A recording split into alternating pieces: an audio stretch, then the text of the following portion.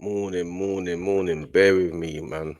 Bear with me this morning, man. I've had a long night, man. My Airbnb was being robbed. This chaotic night, innit? But on a separate note, I wanted to talk about this EZE deal, like in a bit more depth, because I think what's actually happening for us and for Arsenal fans is, yes, he's a top player, and he's a potential difference maker. And not only is he a difference maker, he's a player that comes good in big games. So he didn't play again for Crystal Palace last night. And also, I don't see any reason why he wouldn't be in the squad for Leeds. I don't see why he's not in the squad for Leeds. We play Leeds tomorrow. There's no reason why he shouldn't be in the squad. He's already ready. He was ready before our players, because obviously the Community Shield he was ready for. Like, he's already had this scenario where he's obviously been the best player in the Community Shield and the best player against Chelsea. I don't know what this is on my top, but the best player against Chelsea. So I don't see any reason why he wouldn't be in a squad for Leeds or even starting against Leeds. He's ready already, right? That's the first thing. But the second thing is, I do think, like, as a player that's come to our club, because of the timing of it, because of the fact that we snatched him from Tottenham or from Spurs and stuff like that, I do think there's a little bit of a small overreaction. And when I say overreaction, I don't mean in terms of enjoyment and joy. Yeah, of course we can enjoy it. I've wanted Eze at the club since my brother kept asking and talking to me about him a couple of years ago. That's when I wanted him, from then. So, but I think what's happening now is because of the situation and the scenario and the way it's happened. I think a lot of Arsenal fans are now talking about him as if he's Neymar. Do you see what I mean? Now, I'm not saying he can't get to a world-class standard, or I'm not saying he can't become the complete and utter difference maker, or that the final piece, or the main player in the team. He's got that type of potential to be the go-to guy as well. So I'm not saying he can't be the go-to guy, but what I am saying is, I think we need to just actually realize what it is for what it is. Now, Eze is a quality player. He's one of the best players in the Premier League. Let's not get that twisted. But over the course of the last few years, I need to go on how we've actually spoken about him while he's been at Crystal Palace. So, has he been classed as say top 5 players in the league in the last few years? I would say he hasn't been. That would be no. Has he been classed as maybe a player that can get 15, maybe to 20 goals a season in the Premier League? Again, I would say he hasn't been. Now, I understand he's at Crystal Palace, and I understand the scenarios are different. But there are players that are at smaller clubs that have been getting 15, 20 goal players, like Mbremo.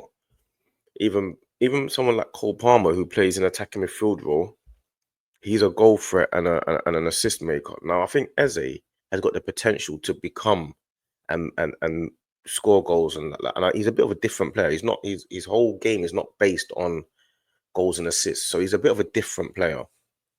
But I'm just trying to figure out what bracket we actually put him in.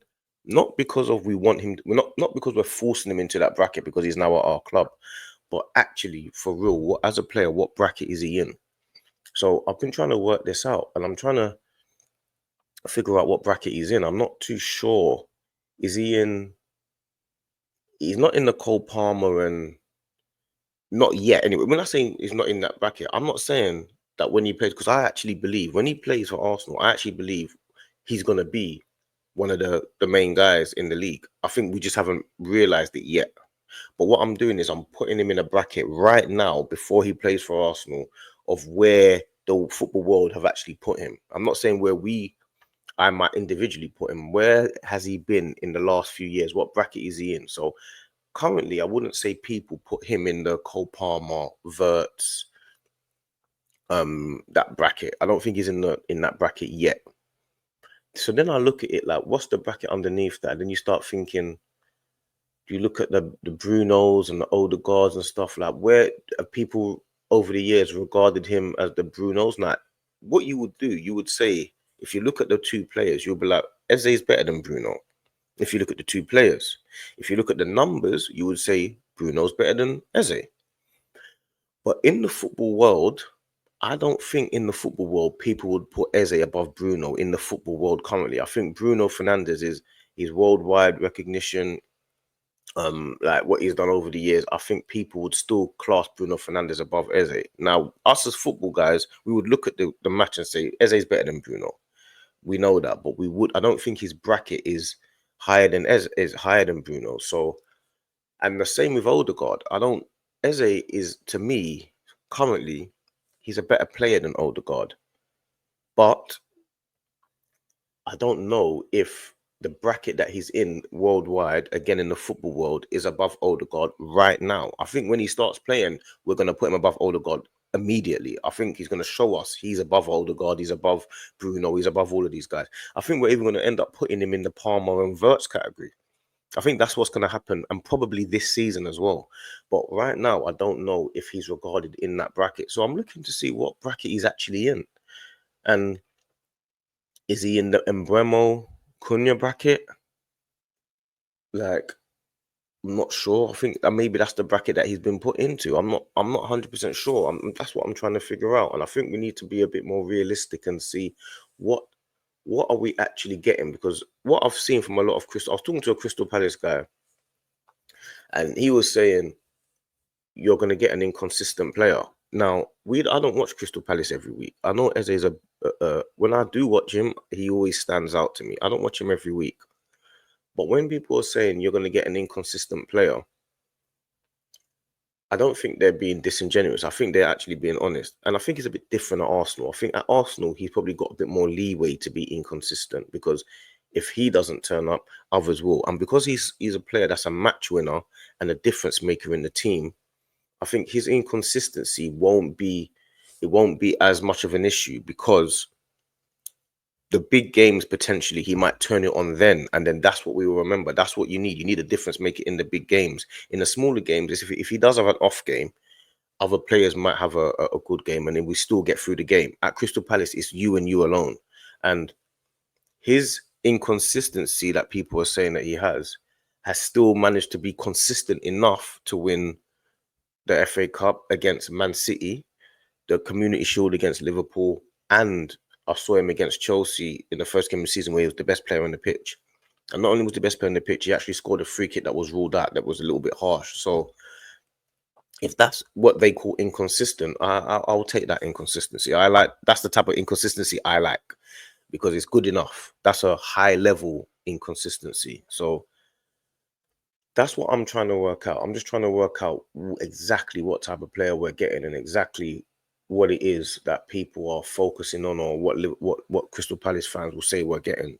So, like I say, I think we need to just be a little bit more realistic to say it's not Mbappe that we're signing. But if it does become that, then, because I think he's got the potential. I think maybe the reason why he isn't being classed as world class is because he's at Crystal Palace. And I think that's probably what it is. So if that is what we're buying, a player that is the potentially world class, because he's 27, 28 years old. So he has to turn it on now. He lives in London, plays for Crystal Palace. He's playing the Premier League and English football his whole life. He's on the verge of going to the World Cup, probably going to England. He's going to play on the left. He's not playing centre midfield. People need to get that out of their head. He's going to play on the left. Odegaard is not being dropped. Saka is not being dropped. Eze will play on the left. And he plays on the left. I've seen him play on the left for Crystal Palace against Liverpool and against Chelsea. So he's perfectly fine to play on the left, and I've got no issue with it. But the thing is, you have to be world class on the left now. Like all of this, people saying, "Oh, he's not a left winger," and he needs to be in the 10. He now has to be a world class left winger. It's as simple as that. That's what we're buying him for. We're not buying him to be like, "Oh, but I like to play in the 10." That's neither here nor there. Whether you like to play in the 10, you're a left winger now, and you need to make it work on the left wing. Simple as that. There's no doubts about it. And we expect you to do the same thing you're doing at Arsenal. So, like I say to the Arsenal fan base, I think we need to just be a bit more, wait for it to happen more so than be like, oh yes, we've got the guy now. Because I don't think anyone at the beginning of the window or anyone thought, oh, if we sign Eze, we're now title favourites. I'm not sure if people thought that. Maybe they do now because it's like, oh yeah, we've got a player that we know can turn it on. And it's a very different left-hand side. Having Eze left and having Martinelli left is two different things. It's two totally different tactical things. Like Eze on the left and Martinelli on the left is very, very different. It's much more balanced and much more dangerous having Eze than it is having Martinelli or Trossard. It is a very different thing. He is a goal threat. He's got incredible dribbling ability to drift past players. We all know what he can do. So it's a very different thing. It's much more offensive and much more of a threat. But like I said, I think we just need to just temper it down a little bit. Yes, we're going to be in and around the title mix and the race. But do I look at Eze as, yeah, because now we're done and we're favourites for the title? I don't quite get there. But I might do that in a separate video whether we're favourites for the title, because I was having a conversation with Staffy and Hooks last night. So I might do that in a different video. But yeah, that's just my thoughts on it, man. I think with Eze now, I do believe that we've got a top quality player. And I do believe there's a slight overreaction. I do think he's going to come good. And I do think he's going to prove everyone that he's one of the best players in the league. That's what I think he's going to do. It's just what level of best player in the league are we thinking that he's going to do? Is he going to become a Cole Palmer, where it's like, oh, you've got one of the best players in the world now?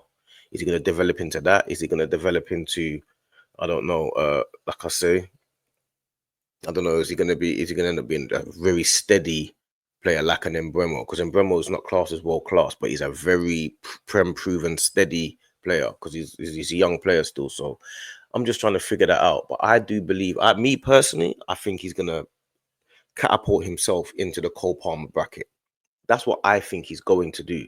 And that's what we actually need him to do if we're going to win the league. I don't think he's in that bracket now, but I think he's going to get to that bracket. And he needs to be there this season. This season, he's capable of getting 12 to 15 goals. I don't see any reason why he wouldn't, especially if he starts every game. I don't see any reason why he wouldn't. So, yeah, that's just my thoughts on it, man. I'm just trying to figure out what it is. But I don't think we're quite title favourites yet, but we've got a good chance and we've got a strong squad now. So it's down to Arteta and it's down to the coaching team and it's down to the players as well. We can't let the players get off the hook. It's down to you guys. You guys have got to go out and show us how good you really are. You know what I'm saying? And it's down to us as well. We got to actually support the team and not look at what everyone else is doing so much. Sometimes focus on yourself. So, but yeah, man, make sure you like and subscribe to the channel and all that good stuff, man. All that good stuff.